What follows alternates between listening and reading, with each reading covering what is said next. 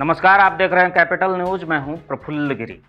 पलामू में होने वाले अधिकांश गंभीर अपराधों की जड़ में कहीं न कहीं जमीन विवाद देखने को मिलता है। लेकिन सवाल यह है कि आखिरकार जमीन के विवाद पैदा क्यों होते हैं? जिन अधिकारियों को प्रारंभिक स्तर पर ऐसे मामलों का निष्पक्ष समाधान करने की जिम्मेदारी दी गई है, यदि वही बिना पर्याप्त जांच और स्थल निरीक्षण के फैसले लेने लगे, तो इसका खामियाजा किस तरीके से किसे भुगतना पड़ेगा, इस बात का अंदाजा आप शब्दों से नहीं लगा सकते। प्रशासनिक व्यवस्था में आम लोगों का भरोसा इस उम्मीद पर टिका हुआ होता है कि उन्हें न्याय मिलेगा। लेकिन जब किसी अधिकारी की त्रुटिपूर्ण कार्यवाही के कारण किसी व्यक्ति को अपनी ही जमीन और अधिकार साबित करने के लिए संघर्ष करना पड़े, तो ये सवाल भी उठता है कि आखिरकार उस मानसिक, आर्थिक और सामाजिक परेशानी की भरपाई कौन करेगा। ऐसा ही एक मामला मेदिनीनगर के हाउसिंग कॉलोनी से सामने आया है, जहां करोड़ों रुपए के मूल्य की भूमि को लेकर चल रहे विवाद में उप समाहर्ता ने तत्कालीन अंचलाधिकारी द्वारा पारित आदेश को निरस्त कर दिया है। हाउसिंग कॉलोनी का ये जमीन पिछले दिनों काफी सुर्खियों में रहा था, जिसकी बाजार कीमत करीब 5 से 6 करोड़ रुपए आंकी जा रही थी। मामले में राजकिशोर प्रजापति के कब्जे वाले जमीन पर दूसरे पक्ष ने अपना दावा प्रस्तुत किया था। तत्कालीन अंचलाधिकारी जागो महतो ने दूसरे पक्ष के दावे को स्वीकार करते हुए राजकिशोर प्रजापति के विरुद्ध आदेश पारित कर दिया था। इसके बाद मामला अपील में उप समाहर्ता भूमि सुधार के समक्ष पहुंचा।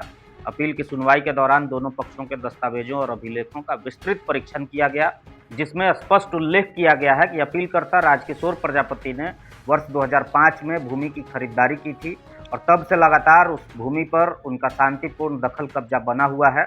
जांच के दौरान ये भी सामने आया कि उक्त भूमि पर उनकी चारदीवारी मौजूद है तथा वो वास्तविक रूप से भूमि पर काबिज है। सबसे महत्वपूर्ण तथ्य ये सामने आया कि जिस पक्ष के पक्ष में अंचलाधिकारी ने आदेश पारित किया था, वो संबंधित भूमि पर अपने अधिकार का कोई ठोस साक्ष्य या दस्तावेज प्रस्तुत ही नहीं कर सके। इतना ही नहीं, ये भी कहा गया कि अंचलाधिकारी द्वारा भूमि की वास्तविक स्थिति की समुचित जांच और स्थल निरीक्षण किए बिना निर्णय दे दिया गया था। उप समाहर्ता ने स्पष्ट टिप्पणी करते हुए कहा है कि दाखिल खारिज जैसे मामलों में संबंधित भूमि पर आवेदक का दखल कब्जा एक महत्वपूर्ण तत्व होता है। स्थल निरीक्षण में भूमि पर राजकिशोर प्रजापति का कब्जा और चारदीवारी पाई गई, जबकि दूसरे पक्ष के दावे के समर्थन में पर्याप्त साक्ष्य उपलब्ध नहीं थे। इन्हीं तथ्यों के आधार पर उप समाहर्ता ने 20 अप्रैल 2026 को पारित पूर्व आदेश को निरस्त करते हुए अपील स्वीकार कर ली। साथ ही मामले में अंचलाधिकारी द्वारा पारित आदेश को नियम सम्मत और विधि सम्मत नहीं माना। यह मामला केवल एक जमीन विवाद भर का नहीं है, बल्कि उस बड़ी समस्या की ओर भी संकेत करता है जिससे आम लोग अक्सर जूझते हैं। यदि किसी अधिकारी द्वारा बिना पर्याप्त जांच, बिना स्थल निरीक्षण और बिना ठोस तथ्यों के आधार पर निर्णय ले लिया जाएगा, तो उसका सीधा असर आम नागरिक पर पड़ता है। वर्षों तक मुकदमेबाजी, मानसिक तनाव, आर्थिक नुकसान और सामाजिक असुरक्षा जैसी समस्याएं उसके सामने खड़ी हो जाती है। सवाल ये भी है कि यदि अपील में जाकर एक आदेश गलत साबित हो जाता है, तो उस गलती की जवाबदेही किसकी तय होगी? आखिर एक आम आदमी को अपनी ही संपत्ति और अधिकार साबित करने के लिए वर्षों तक न्यायालय और सरकारी कार्यालय का चक्कर क्यों लगाने पड़ते हैं? राजकिशोर प्रजापति का मामला इस बात का उदाहरण बनकर सामने आया है कि प्रशासनिक स्तर पर की गई एक गलती किस प्रकार किसी व्यक्ति को लंबे समय तक परेशान कर सकती है। वहीं ये फैसला उन लोगों के लिए भी उम्मीद की किरण है जो मानते हैं कि देर भले हो, लेकिन तथ्यों और साक्ष्यों के आधार पर न्याय अंततः मिल सकता है।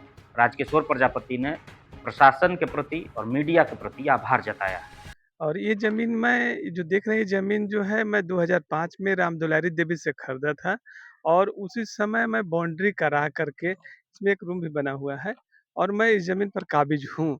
और बीच में कुछ 4-6 महीना पहले कुछ लोग ज़मीन के दलाल लोग जो हैं से फर्जी ज़मीन बन पेपर बना करके मेरी ही ज़मीन को रजिस्ट्री करा लिए थे, अर्चना कौशिक के माध्यम से। और उसके लिए मैं अपील किया, सभी जगह अपील किया, डीसीएलआर के यहाँ भी मैं अपील किया, तो वहाँ से मेरे को न्याय मिला है। सच परेशान होता है, लेकिन कुछ समय के बाद न्याय मिलता ही है और हमको बार-बार मानसिक ताड़ना भी हो रहा था, लेकिन मैं मीडिया का और डीसीएलआर का मैं धन्यवाद करता हूँ, शुक्रिया अदा करता हूँ कि मेरे को न्याय मिला। मैं न्याय के लिए ही सभी जगह दौड़ा था, अंततः मेरे को न्याय मिला है और मैं सभी का, मीडिया का, साथी का धन्यवाद करता हूँ। एलआरडीसी साहब का धन्यवाद करता हूँ और शासन प्रशासन से मेरा काफ़ी धन्यवाद करता हूँ। सभी से मेरा कोई शिकवा शिकायत नहीं है। देर हुआ लेकिन मेरे पक्ष में न्याय मिला है।